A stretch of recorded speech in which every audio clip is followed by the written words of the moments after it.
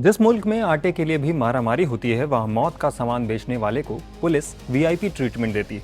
पाकिस्तान के कराची में जब पुलिस ने एक लड़की को गिरफ्तार किया तो कुछ ही घंटों में ये केस पूरे देश की सबसे बड़ी सुर्खी बन गई।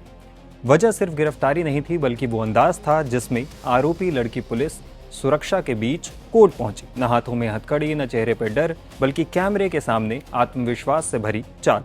अब तक सब समझ चुके थे कि ये कोई मामूली अपराधी नहीं है। इस लड़की का नाम अनमोल उर्फ पिंकी है। पाकिस्तान की मीडिया अब उसे कोकीन क्वीन, ड्रग डॉन और कराची की लेडी माफिया जैसे नामों से बुला रही है। जांच एजेंसियों का दावा है कि पिंकी कोई ड्रग पेडलर भर नहीं, बल्कि वो कराची में फैले एक बड़े कोकीन नेटवर्क की मास्टरमाइंड है। रिपोर्ट्स के मुताबिक कोकीन क्वीन के ड्रग नेटवर्क का कारोबार हर महीने 2 करोड़ रुपए से ज्यादा का है और इसका नेटवर्क कराची से लेकर लाहौर तक फैला हुआ था। जांच में सामने आया कि गिरफ्तारी और पहचान से बचने के लिए कोकीन क्वीन पिंकी ने अपनी उंगलियों पर एसिड डालकर बायोमेट्रिक पहचान तक मिटाने की कोशिश की। बताया जा रहा है कि पिंकी ने नेटवर्क को संरक्षण देने के लिए कथित तौर पर एक डीएसपी रैंक के अधिकारी के साथ शादी भी की थी। पिंकी इतना शातिर खिलाड़ी थी कि उसने ड्रग की सप्लाई को मेंटेन रखने के लिए महिला कुरियर और रेलवे नेटवर्क का इस्तेमाल किया।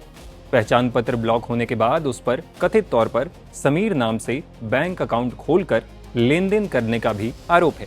रिपोर्ट्स के मुताबिक पिंकी पर नेटवर्क को बचाने और कार्रवाई से बचने के लिए अधिकारियों को 10 करोड़ रुपए से ज्यादा की रिश्वत देने का भी आरोप है।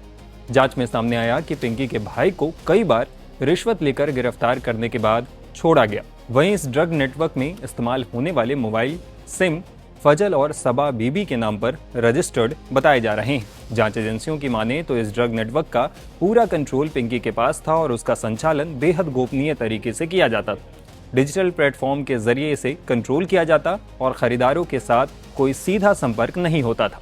मतलब खरीदारों तक कोई राइडर ड्रग्स लेकर नहीं पहुंचता था। इसके लिए एक लोकेशन तय की जाती और वहां पर ड्रग्स को छोड़ दिया जाता और खरीदार को उसकी लोकेशन और फोटो शेयर कर दी जाती थी। हालांकि जब पिंकी के राइडर्स को पुलिस ने पकड़ लिया तो उसने कामरान नाम के एक पुलिस वाले को राइडर्स को छोड़ने के बदले लगभग 2 करोड़ रुपए की रिश्वत दी थी। पिंकी अपने नेटवर्क में किसी भी ऐसे व्यक्ति को नहीं रखती थी जिस पर पुलिस को संदेह होता था। अगर नेटवर्क का कोई सदस्य पकड़ा जाता तो उसे तत्काल सिंडिकेट से बाहर का रास्ता दिखा दिया जाता था ताकि बाकी गिरोह को सुरक्षित रखा जा सके। पिंकी के खिलाफ 9 मई को एक एफआईआर दर्ज की गई। रिपोर्ट्स के मुताबिक कराची के लियारी इलाके में 7 अप्रैल को फुटपाथ पर एक शव मिला था। पुलिस ने इस शव के पास से एक गोल्डन बॉक्स जब्त किया जिसमें queen madam Pinky don name is enough enjoy लिखा हुआ था। पिंकी का मामला सिर्फ ड्रग्स तस्करी तक सीमित नहीं रहा। इसमें ग्लैमर, अपराध, सोशल मीडिया, वीआईपी संस्कृति और सिस्टम की कमजोरी सब कुछ एक साथ दिखाई देती है। यही वजह है कि ये केस पूरे पाकिस्तान में चर्चा का विषय बन गया। अब पाकिस्तान की जांच एजेंसियों के सामने सबसे बड़ी चुनौती सिर्फ पिंकी को सजा दिलाने की नहीं, बल्कि उस पूरे नेटवर्क का सच सामने लाने की है जिसने कराची के हाई प्रोफाइल समाज में ड्रग्स के कारोबार को इतना मजबूत बना दिया।